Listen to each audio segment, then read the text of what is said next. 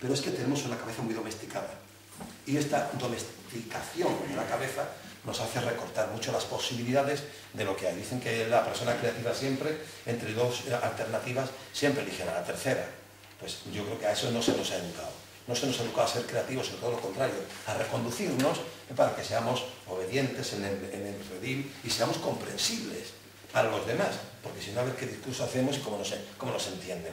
Juan Antonio decía esta mañana, ahora no lo ha dicho, pero hablando con él, y yo voy a hablar voy a hablar de muchas cosas que hablo con Juan Antonio, porque yo voy a comentar esto como un espectador, y lo que estoy hablando es un eco de las conversaciones que durante larguísimos años Juan Antonio y yo hemos tenido. Lola es testigo de este tema.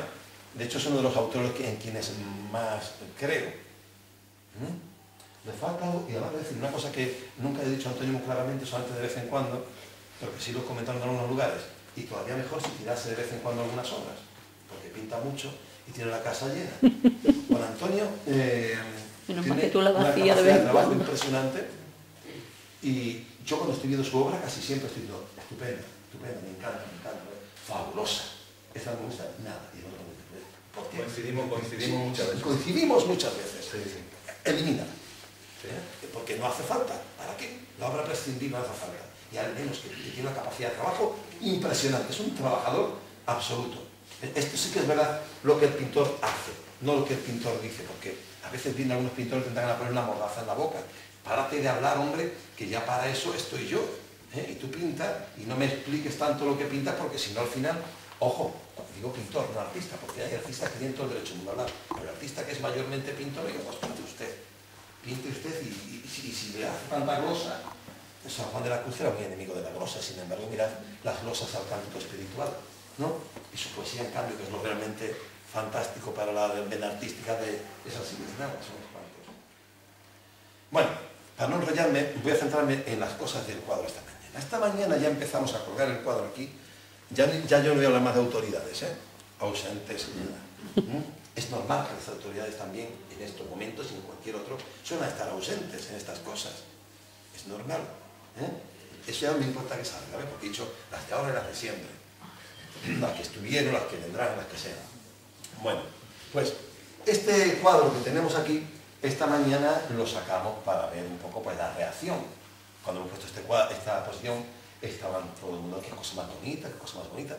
Y es verdad, y qué alegre, pero después si te das cuenta, las pinturas, aunque están llenas de color, hay algo en los cuadros de ensimismamiento que no son muy complacientes. Se mira como... Pero bueno, vamos a esto, sacamos esto y claro, esto ahí en medio, cuando lo pusimos, todo el mundo... más o menos, la gente, ¿no? Venía María Jesús con el carro de la limpieza, venía Manolito, y a Manolito me gusta más, José Manuel, y han hecho sus comentarios. Me voy al museo para otra cosa, cuando regreso, ya Joaquín y yo, me decía Manolito, ya tenemos cierta idea de lo que hay en el cuadro. Y está, lo que ha dicho Juan Antonio, la pintura abstracta como una adivinanza. Y todo el mundo está buscando, pues lo que hay en la panza del rey, obviamente. Y claro, y aquí no hay nada. Es que la gente está buscando lo que no hay. Aquí, como decía Juan Antonio muy bien dicho, no esconde nada porque lo que está en la superficie. Y esto te recuerda cuando la madre de Rimbaud le pregunta a su hijo, que con muchos años va a revolucionar la poesía europea, bueno, y la poesía en general, y le dice, ¿pero qué significa esto? ¿Qué quiere decir? A lo mejor la madre dice, ¿tú qué me quieres decir diciendo estas cosas que dices? Y sin embargo, dice el hijo como respuesta, esto quiere decir exactamente lo que dice. Es que si quisiera decir otra cosa, alguien como Rimbaud, que se manejaba también con las palabras, lo habría dicho de otra manera. Pero de vez en cuando uno quiere decir cosas que a lo mejor no se pueden sujetar a un hilo discursivo. Igual que el dibujo con frecuencia brida, el color. Ahí aparentemente llama mucha atención el color, pero si uno se da cuenta, esos colores no estallan y salen de los lienzos porque están sujetos por el dibujo, muy sujetos. A veces hasta amordazados por el dibujo. Bueno, pues Rimbaud, cuando le dice a su madre, esto dice exactamente lo que dice, esto quiere decir lo que dice, está diciendo que esto no es un medio para otra cosa, sino que aquí has llegado, estación termini, y bueno, y ahí lo tienes frente a ti para entablar un diálogo con esto. Bueno, No es una adivinanza, y ese es el primer gran problema que nos encontramos con un público no formado, por el cerebro, por la educación, por lo que sea, por un público no formado que se planta ante un arte contemporáneo para el que no posee, por lo general, herramientas para enfrentarse a este tipo de pintura. ¿Con qué herramienta me planto yo delante de esta persona que decía lo del arte, los que saben pintar y los que hacen abstracto, distinguía así la humanidad en dos parcelas de esas? Decía, es que yo mismo he pintado una olla y el humo sale, el vapor, que parece que está ahí. Pues anda, esto no solamente parece que está aquí, es que esto está aquí. Porque esto es creación de realidad, no es simulación de realidad. Aquí se ha acabado la concepción especular. El arte no es un espejo necesariamente de nada. En cualquier caso, si lo es, será ese espejo del alma, que decía antes, citando a Norman, creo, ¿no? A Norman, ¿no? El premio Nobel. Sí, sí. Bueno, Bernard Shaw. Bernard Shaw era, pensé que era otro, vale, Bernard Shaw. Bueno, pues ahí lo tenemos, el de la Juana de Arco y todo eso. Bueno, pues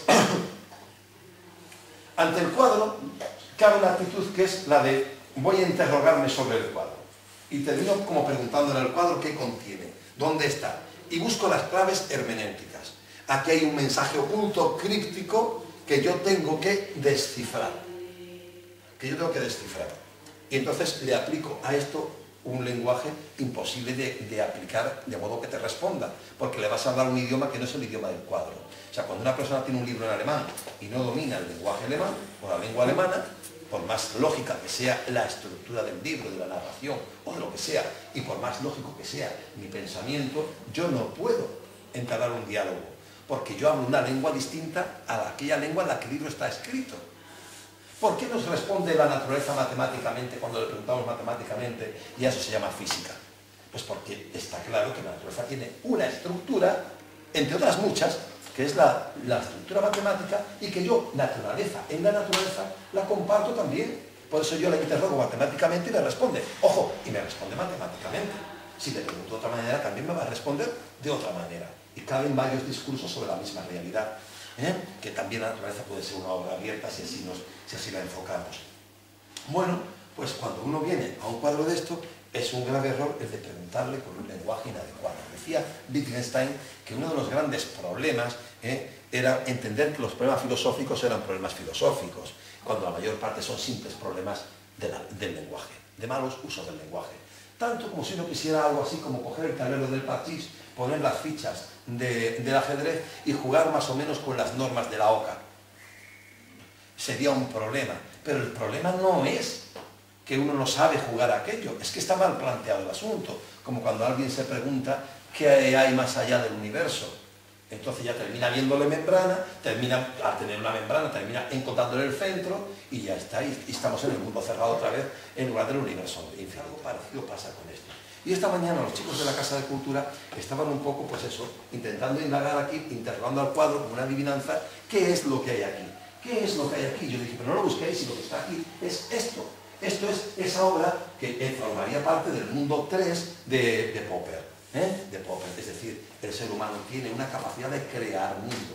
No estamos en el mundo solamente como sujetos pasivos, pacientes, sino que somos capaces de crear mundo. De hecho, el bicho humano, siempre lo digo, el bicho humano que somos habita el universo, pero el mundo es una creación, y es una creación cultural, hasta tal extremo que eso le lleva a Ortega a declarar aquello de que el ser humano no tiene naturaleza, tiene cultura y tiene historia. Y ya está, y lo hace eso. Bueno, entonces habrá que buscar otras maneras posibles de pensar, o de incluso no pensar, de contemplar la obra. El mismo Picasso, el que lo ha citado, era el que le gustaba repetir una y otra vez lo del arte no está hecho para ser comprendido, sino para ser contemplado. ¿Qué buscas delante de una pieza? Bueno, pues a veces busca la comprensión, a veces busca solamente la emoción, y a veces incluso, ¿por qué no?, hasta el entretenimiento. Yo no soy yo soy más de emociones, pero bueno, cada cual sabrá cómo dialoga con la pieza, cuando la pieza es, en este caso, una obra abierta. Bueno, un día te contaré las cosas que he encontrado mañana en el cuadro, es sorprendente. Lo que has hecho sin darte cuenta. Lo que has hecho sin darte cuenta. Juan Antonio, cuando habló con él, si no sería Moraldi, Juan Antonio cuando habló con él, me habla mucho también de la parte de terapia que tiene todo esto, no para que lo deje a lo mejor, sino sobre todo para sí mismo. Dice, es que uno busca expresarse. Y hace así, cuando dice expresarse, hace esto. Está claro que no quiere expresarse, que quiere expresarse. Y le salen las tripas, las vísceras, que es parece lo que ha puesto aquí encima.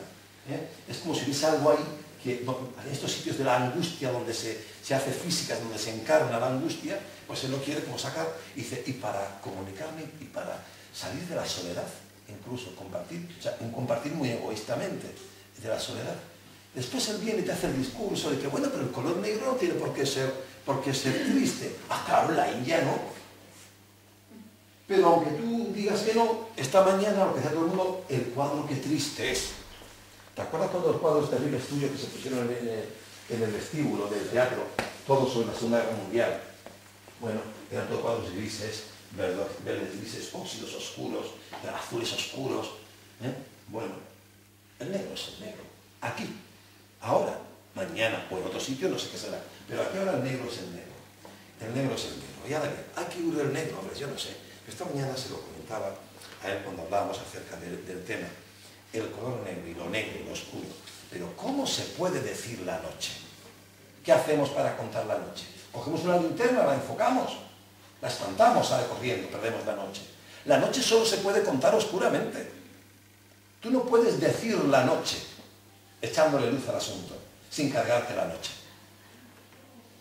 Entonces, hay que entender que cuando San Juan de la Cruz se sumerge en la noche oscura, es lógico que se entre donde no sabe. Entréme donde no supe y salíme no sabiendo. Claro. ¿Y qué es lo que nos trae de esa búsqueda? El no sé qué que queda balbuciendo. El balbuceo. El balbuceo. Eso es lo que va a sacar luego. Bueno, pues Juan Antonio, yo creo que es verdad que se mete muchas veces donde no sabe, y es verdad que él pinta, como ha dicho, a veces sin saber por dónde va a ir la cosa.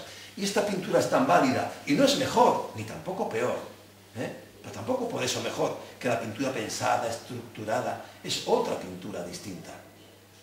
Una vez más, la disyuntiva inclusiva. ¿Por qué esto o aquello excluyentemente y no inclusivamente esto o aquello? Cualquiera de las dos cosas. Hay novelistas que dicen que desde que empiezan su obra saben cómo va a discurrir todo, está totalmente pensado. Y hay novelistas como Saramago que dice, yo tengo una idea que luego al final la novela que hago no se parece casi nunca a lo que quería hacer. También Sábato comparte de esta manera, ¿no? Un poco intermedio. Sábato decía que venía el narrador, el autor, perdón, tenía una idea, pero que los personajes al encarnarse iban cobrando tal libertad que le pasaba pues lo que más o menos le pasa a Dios con sus criaturas, que al final dice, oye, tú no vas a comer del árbol de la ciencia, pero mira, disculpe usted, yo he comido del árbol de la ciencia y le cambio usted el guión e inauguro así la historia de la salvación. O sea, que se puede hacer de una manera y de otra indistintamente. Y son válidas, pero es verdad que Juan Antonio ha dicho que su modo de hacerlo es entrarse donde no sabe. Y esto yo lo comparto más. ¿Por qué? Pues porque yo pienso que si pusiera un día a escribir una novela de la que os asuntan de todo, me aburriría y nunca la terminaría, porque sería un mecanógrafo. Yo mecanógrafo, ¿para qué voy a contar una cosa que yo sé? Bueno, salvo que se la quiera contar a alguien que a esta altura ya ha desistido de nada, ¿no? De esas cosas. Entonces, entiendo que es mejor para carácter como mío, posiblemente como el tuyo, pues sentarte donde no sabes y posiblemente salirte no sabiendo, y por eso cuando miramos lo que tú nos has contado, entrar donde no sabes, es pues eso que no sabemos. Pero entonces tenemos que aprender a conocer de otro modo, un conocimiento que no sea exactamente ese conocimiento discursivo, lógico-matemático, ordenado, secuenciado, sino otro tipo de discurso. Bueno, pues esta mañana veíamos eso, veíamos el negro, y a todo el mundo el negro le sobrecogía, y sin embargo esta mañana yo decía, siendo el negro tan potente, incluso el rojo, ¿no os da la impresión de que aquí está marcando un poquito el asunto está en líneas blancas, y luego ya todo lo has entendido como cosas más o menos luminosas, como si alguno se escribiese algún texto? Él suele escuchar música siempre que pinta, muy buena música, por cierto. Ahora Pedro y Pili hemos escuchado a uno también que llevaba muy buena música en un coche con la ventanilla bajada. Y yo me sorprendo, y ¿por qué nunca escuchamos a quien va en un coche rojo o como sea con las ventanillas bajadas? ¿Por qué nunca están escuchando a Montserrat Caballé, por ejemplo? No siempre escuchan un tipo de música. En fin, eso lo dará también, supongo que la educación y la música. Y yo creo que en Juan Antonio hay mucho en cada obra de la música que está escuchando cuando pinta. Yo creo que es un poco el papel pautado, el lienzo pautado que él pone cuando está pintando. Y creo que se percibe muchísimo, muchísimo. Y además se nota esa impresión de fugas que hay cuando en el cuadro que va siendo predecible, de pronto hay en Juan Antonio algo que dice, bueno, y te rompe el cuadro como esta mancha azul aquí en medio, ¿no? O sea, ¿por qué esa mancha azul ahí en medio de pronto? Cuando parece, bueno, era necesaria, bueno, aquí no hay nada necesario. Sin embargo, nada sobra, y si sobrara, pues entonces el cuadro está fallido. Está fallido. Un cuadro, sea este, sea las meninas, da igual. No estoy diciendo esto vale mejor que las meninas, ¿eh? No nos hagamos ilusiones.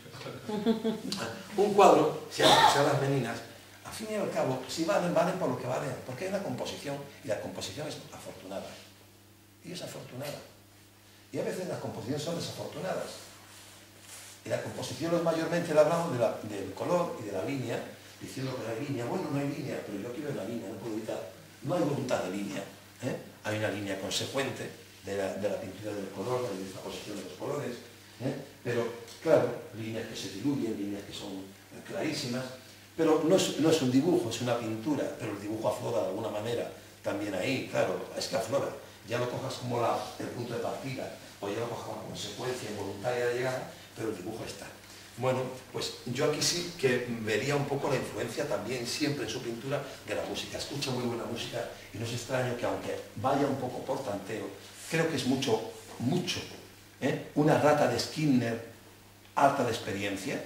Creo que él va dando a las palancas por los laberintos cuando está pintando, pero no es una rata tonta de Skinner, es una rata de Skinner que ha estado en muchos laberintos y que ha abierto muchas veces la puerta con éxito.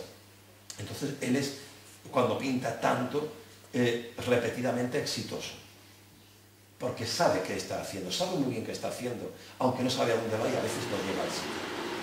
No hace falta tampoco llegar al sitio. No hace falta llegar al sitio.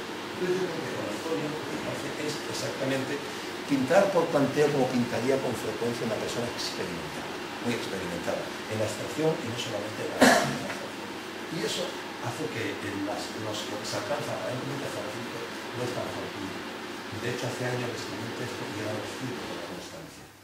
Los frutos de la constancia, porque creo que estos frutos que parecen muy espontáneos, que son casi una cosa que te viene dada, como un regalo que uno recibe. Hay muy poco de regalo en la obra, sí que hay mucho de galardón meditoriamente organizado. Bueno, pues yo cuando miraba el cuadro esta mañana y hablaba con los chicos aquí en la casa, que es con quien estaba comentando el cuadro, me decía un poquito eso. Ellos, por más que yo decía lo de que la gallina, no hay una gallina, como en el poema de Santa Teresa, ¿no? Que vivo porque no vivo, es de la gallina. Pues igual, aquí no hay la gallina, y no hace falta buscarla.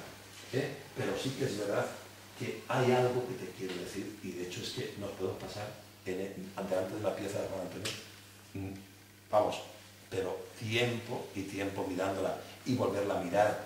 Y además, ese diálogo, porque es una pintura biológica por su condición de obra abierta, al no tener una imagen claramente dando pautas hermenéuticas interpretativas, bueno, pues ¿qué es lo que ocurre? Que tú puedes volver una y otra vez en circunstancias distintas para ver una obra distinta porque tú eres distinto. O sea, tú no te puedes bañar 2 veces en el río, como decía el otro, no solamente porque el agua del río fluye, es como que fuese una piscina, ¿qué más da? Tú también fluyes, tú eres el río también que te lleva.